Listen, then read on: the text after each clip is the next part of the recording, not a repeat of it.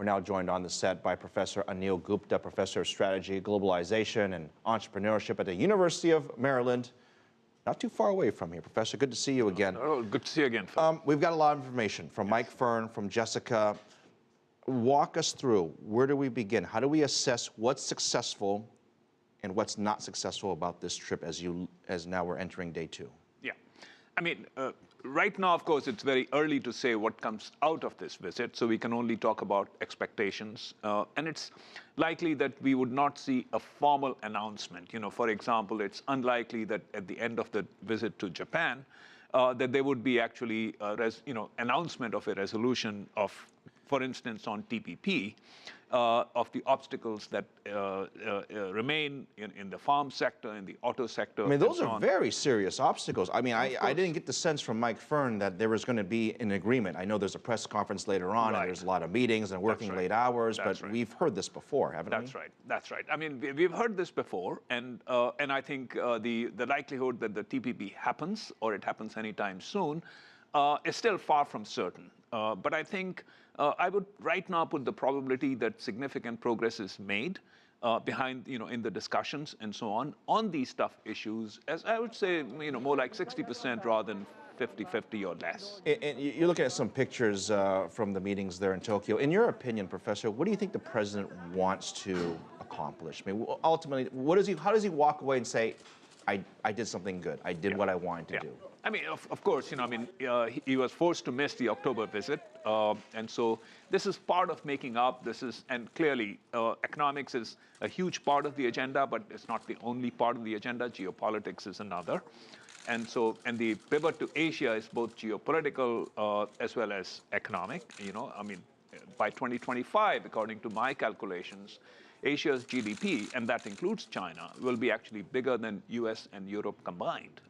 So I think, what President Obama is hoping for, clearly, of course, to reassure, if you will, its geopolitical allies. But on the TPP front, particularly Japan is really the big one. And if US and Japan move notably closer to resolving their disagreements, I think the rest of the dominoes are probably going to fall in line. Let's get to some stuff that's a bit more controversial, this Asia pivot. A lot of people are quite critical about it. I mean, there's a lot of talk.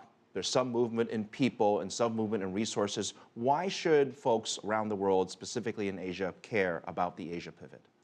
I think if we say an economic pivot to Asia, that would be totally non-controversial, because that's something it's hard to imagine who could be against it. Certainly not anybody in Asia, and why would others disagree with that? But it's about American influence, isn't it? And not everyone likes it, let's be honest. Yeah, and it's actually not so much about American economic influence, but it's really about geopolitical, it's about military influence. Well, military too. Yeah, absolutely, absolutely. And that is controversial, certainly in certain parts of Asia, and it's very controversial. Now, the president is going to swing to Korea and also down to Malaysia and the Philippines. And there's some big hotspots. There's some big U.S. military presence there. Yes. Is that going to be a topic of discussion? And what does the president want?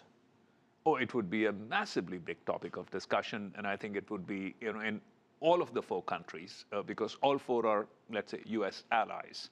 Now, in the case of Japan and South Korea, of course, the Pyongyang, I mean, North Korea, they're expected or anticipated that they'll do another nuclear test.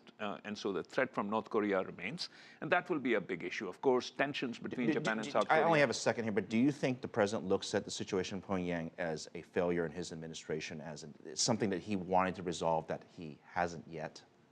I don't think he would look at that as a failure, because Pyongyang does its own thing, and it's hard to imagine how they're influenced by what the U.S. does or says. He's got a lot on his plate. Anil Gupta, Professor, thank you very much. Always good to have you trying to break it down for us, all the important aspects of this big trip.